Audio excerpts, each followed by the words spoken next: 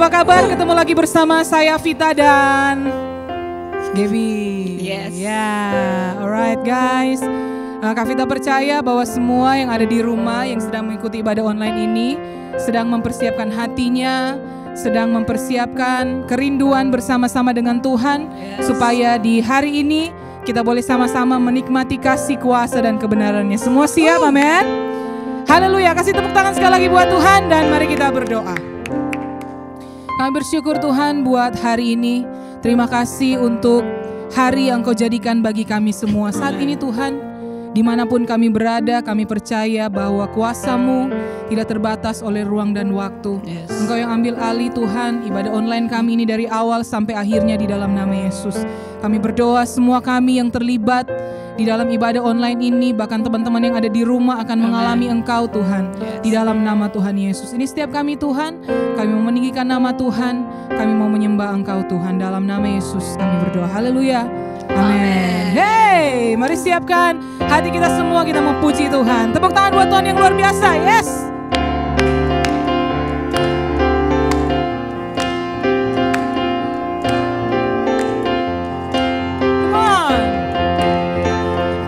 Terbayang kebesaran-Mu dan tak terbanding kekuatan-Mu Tuhan.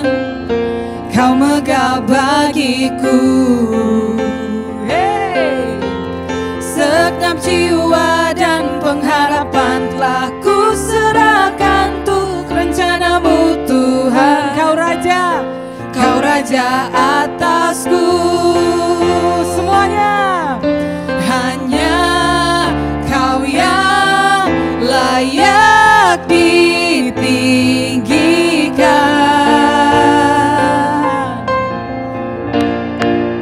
Sama-sama semua katakan, ajaib Kau Tuhan, agung dan perkasa.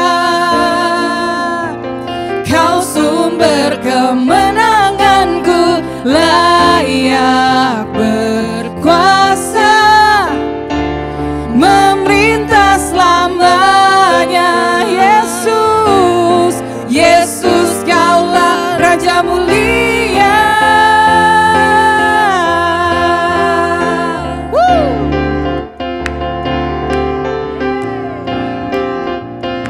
Sekali lagi nyanyikan pujian ini dari awal.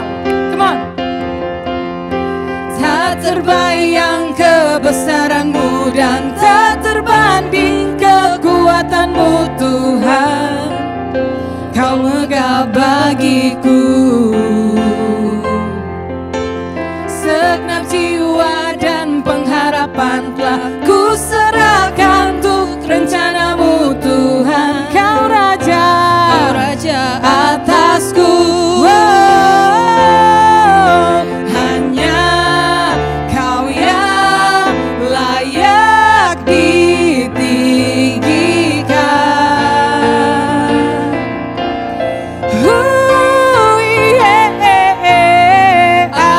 Ajaib Kau Tuhan, agung dan perkasa. Kau sumber kemenanganku, layak berkuasa, memerintah selamanya. Yesus, Kaulah Raja mulia.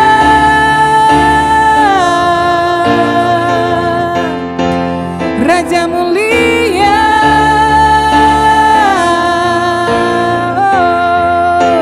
Raja mulia. Mari tepuk tangan buat Tuhan yang luar biasa. Oke, mari siapkan hati kita. Kita mau lebih lagi menyembah Tuhan. Kita percaya bahwa hadirat Tuhan itu tidak terbatas. Dan dimanapun kita berada, Tuhan selalu menyertai kita. Apapun segala keadaan kita percaya bahwa Tuhan selalu menyertai. Mari siapkan hatimu. Kita mau menyembah Tuhan.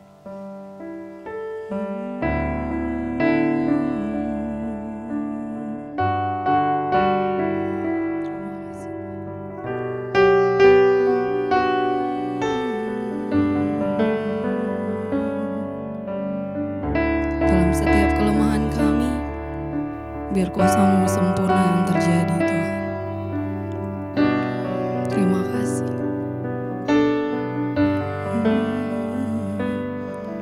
Bapakku datang dan berserah, ku nyatakan Kau yang berkuasa dalam gelap. Kau setia, Kau cahaya hidupku.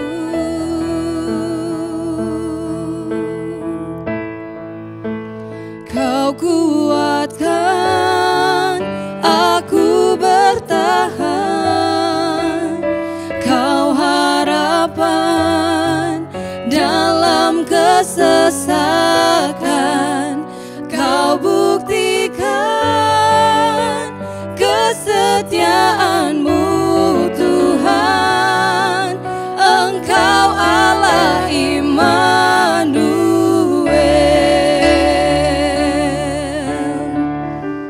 Engkau Immanuel. Oh Yesus, Bapakku datang untuk menyembah, ku nyatakan Kau yang bertata dalam lemah. Kau sempurna, Kau cahaya bagiku.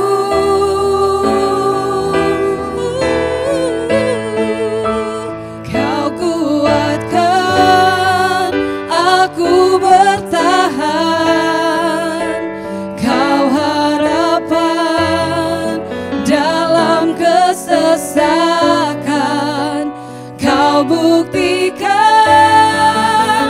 kesetiaan-Mu Tuhan. Engkau Allah Immanuel. Kau kuatkan aku bertahan, Kau harapan dalam kesesakan. Kau buktikan kesetiaan-Mu Tuhan. Engkau Allah Immanuel.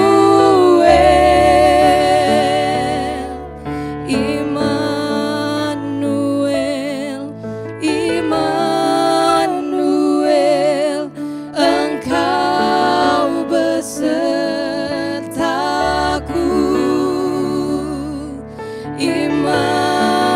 Immanuel,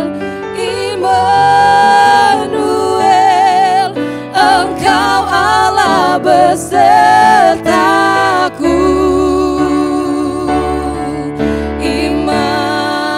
Immanuel, Immanuel,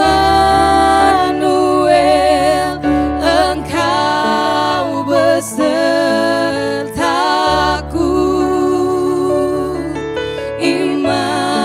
Immanuel, Immanuel,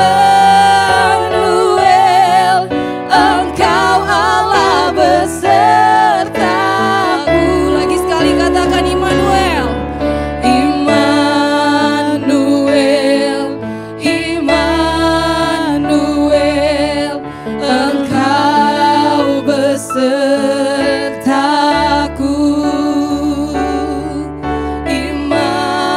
Immanuel, Immanuel, Engkau Allah besertaku.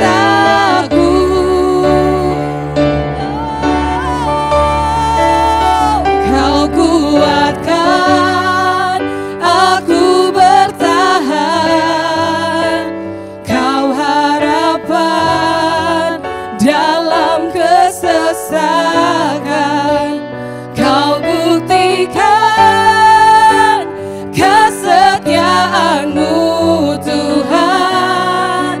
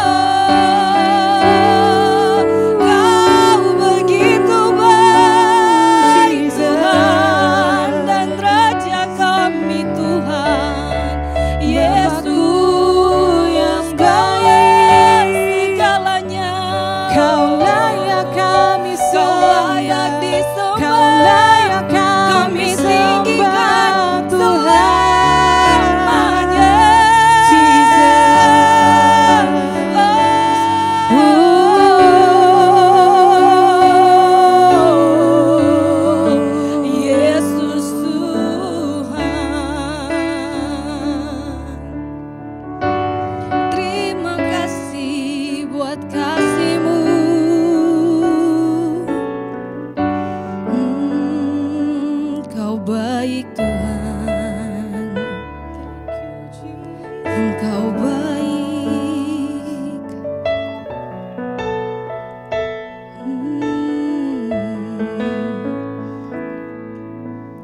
Ya Yesus baik, ya Yesus baik,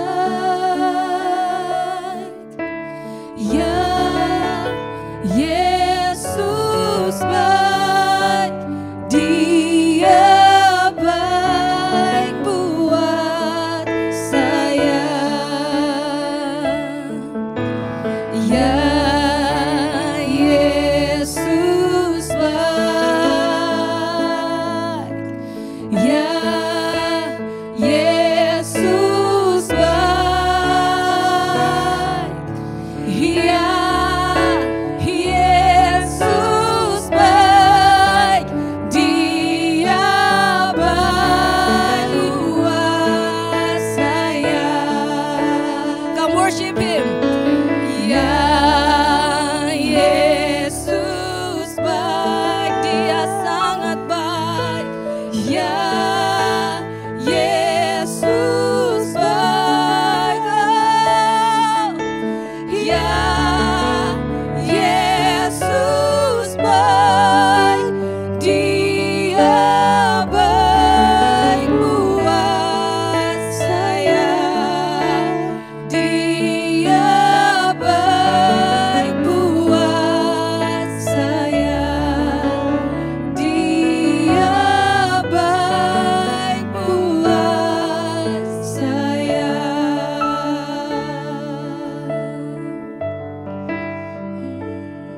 Hai Church, apa kabar? Saya percaya teman-teman semua dimanapun berada dalam perlindungan dan penyertaan Tuhan. Dan saat ini kita akan mendengarkan firman Tuhan. Mari kita siapkan hati dan pikiran kita, karena biarpun kita mendengarkan firman Tuhan, tapi hati dan pikiran kita tidak fokus kepada Tuhan, kita tidak akan mendapatkan apa-apa. Tapi sebelumnya marilah kita berdoa. Kami bersyukur Tuhan karena sampai hari ini Engkau selalu menyertai kami. Apapun situasi keadaan yang sedang kami alami, kami tetap percaya Engkau baik dalam kehidupan kami.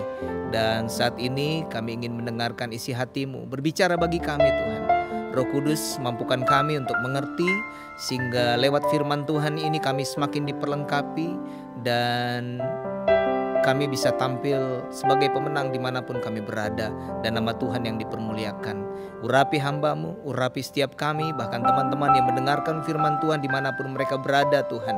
Biar Tuhan juga yang ambil alih kehidupan mereka dan ibadah kami memulai di dalam nama Bapa, Anak dan Roh Kudus, yaitu dalam nama Yesus. Yang percaya katakan amin. Tema sharing pada saat ini saya ingin menyampaikan tentang kekhawatiran. Semua orang bisa khawatir, pendeta juga bisa khawatir karena pendeta juga manusia. Apalagi dengan situasi dan kondisi yang seperti sekarang, ada begitu banyak hal yang kita rencanakan, ada begitu banyak hal yang kita pikirkan. Planning yang harusnya mungkin bulan ini atau tahun ini sudah terjadi atau bisa berjalan dengan baik, tapi ternyata semuanya berubah karena situasi dan kondisi tentunya membuat hidup kita khawatir. Apalagi mereka yang saat ini sekarang tidak lagi bisa bekerja, mereka tidak punya penghasilan, mereka tidak bisa lagi punya usaha karena omset yang tidak mencukupi untuk membiayai karyawan, akhirnya mereka harus tutup. Itu bukan hal yang mudah untuk dihadapi. Bahkan yang menjadi kekhawatiran adalah dengan adanya virus corona ini, kita tentunya berpikir kapan dia akan selesai. Kita mau kemana-mana aja sekarang penuh dengan kekhawatiran. Makanya harus pakai masker, kita harus cuci tangan, ketemu dengan orang sepertinya, apakah ini orang ini carrier atau bukan? Dia sehat-sehat carrier atau bukan? Bahkan sekarang ada informasi ada orang-orang yang sudah menjadi carrier tapi tanpa gejala. Ini bukan sesuatu yang mudah. Jadi keadaan sekarang membuat hidup kita ini benar-benar penuh dengan kekhawatiran. Dan tahukah Bapak Ibu Saudara, kalau kekhawatiran itu kita tidak bisa manage, kita tidak bisa kontrol, akan membuat hidup kita penuh dengan ketakutan. Dan orang yang hidupnya penuh dengan ketakutan, itu akan ada banyak hal yang terjadi dalam hidupnya, ada begitu banyak hal yang tidak bisa dilakukan dengan maksimal. Oleh sebab itu, mengontrol kekhawatiran itu sangatlah penting dalam kehidupan kita sebagai orang percaya. Lalu apa sebenarnya yang diajarkan firman Tuhan soal kekhawatiran dalam hidup kita? Saya mau ajak teman-teman untuk buka firman Tuhan dalam Matius 6 ayat 34. Firman Tuhan berkata demikian, sebab itu janganlah kamu khawatir akan hari besok, karena hari besok mempunyai kesusahannya sendiri. Kesusahan sehari cukuplah untuk sehari. Kenapa ada begitu banyak orang, begitu banyak anak-anak muda yang khawatir? Karena mereka memikirkan sesuatu yang belum terjadi atau sesuatu yang mungkin tidak terjadi. Firman Tuhan mengajarkan kenapa kita tidak fokus aja dengan hari ini. Yang hari depan, ke depannya, masalah-masalah yang depan, biarlah masalah yang di depan. Fokus aja dengan masalah yang hari ini. Kita jangan bingung yang belum terjadi. Kita kadang-kadang suka dengar begini, ada yang bilang begini, aduh sekarang ini tanda-tanda akhir zaman, aduh Tuhan sudah mau datang, ini tanda-tanda kiamat. Iya, saya tidak bilang bahwa itu tidak akan terjadi, semuanya akan terjadi, tapi itu nanti aja, kita jangan bingung soal itu, kita fokus saja untuk hari ini apa yang harus kita perlakukan. Karena yang terpenting adalah di saat Tuhan datang, di saat kiamat itu terjadi, kita siap atau tidak. Kadang-kadang kita terlalu berpikir kiamat datang, Tuhan akan datang, tapi kita tidak mempersiapkan hal-hal yang penting yang sebenarnya hari ini harus kita lakukan. Tapi kita fokus aja dengan apa yang sedang terjadi, yang sebenarnya yang perlu kita lakukan hari ini. Dan saya percaya hidup kita tidak akan penuh dengan kekhawatiran. Ada lagu yang saya suka dengar dan membuat saya, kalau saya lagi nyanyi ini, membuat saya menjadi kuat. Judulnya Takut Tahu Akan Hari Esok. Takut tahu kan hari esok, namun langkahku tegap. Bukan surya ku harapkan, karena surya kan lenyap.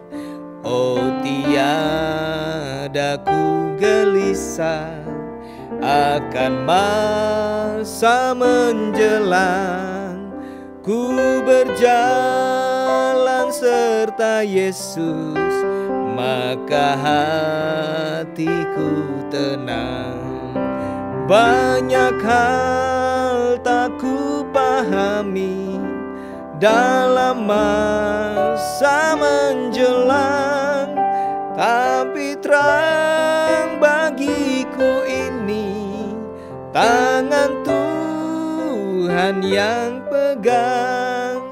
Banyak hal tak ku pahami dalam masa menjelang, tapi terang bagiku ini tangan Tuhan yang pegang.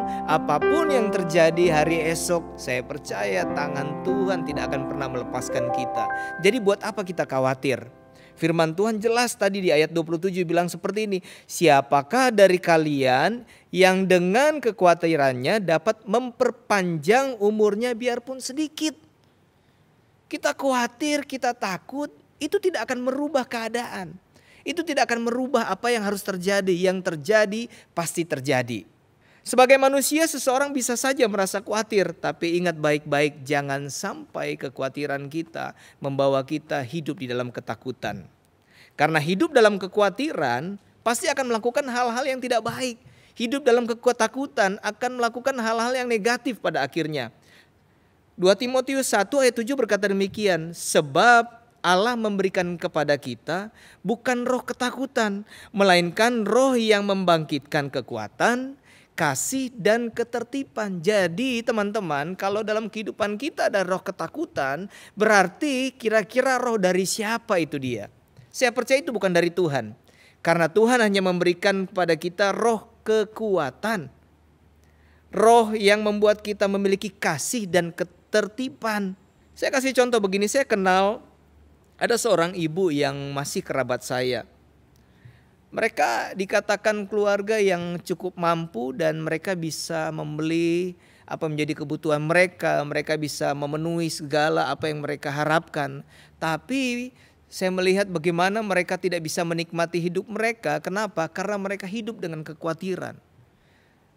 Kekhawatiran mereka membuat mereka tidak bisa mudah percaya orang lain. Kekhawatiran mereka membuat mereka sepertinya takut. Takut kehilangan, takut mereka rugi, takut untuk mereka sakit.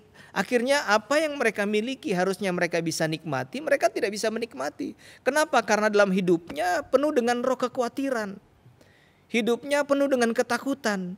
Jadi teman-teman, kalau misalnya kita memiliki segala sesuatu, kita bisa melakukan apapun juga, tapi kalau hidup kita selalu penuh dengan kekhawatiran, saya percaya dalam hidup kita tidak ada sukacita dan damai serta Tuhan.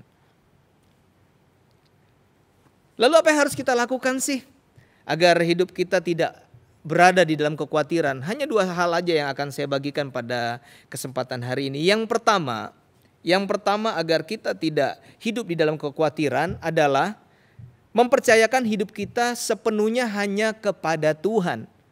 Artinya begini, kita percaya seutuhnya kepada Tuhan, jangan setengah-setengah, jangan abu-abu. Jangan hanya karena di saat hidup kita diberkati, di saat hidup kita sehat, di saat kita bisa melakukan apapun juga, lalu kita bisa berkata, Tuhan Yesus baik, terima kasih Tuhan. Saya percaya sepenuhnya dengan apa yang akan Kau kerjakan dalam hidup kami. Tapi di saat situasi keadaan tidak seperti yang kita harapkan, hidup kita penuh dengan kekhawatiran. Itu artinya kita tidak percaya sepenuhnya kepada Tuhan. Percaya penuh kepada Tuhan sepenuhnya artinya orang tersebut tidak hidup di dalam kekhawatiran. Amsal 3 ayat 5-7 berkata demikian. Percayalah kepada Tuhan dengan segenap hatimu dan janganlah bersandar kepada pengertianmu sendiri.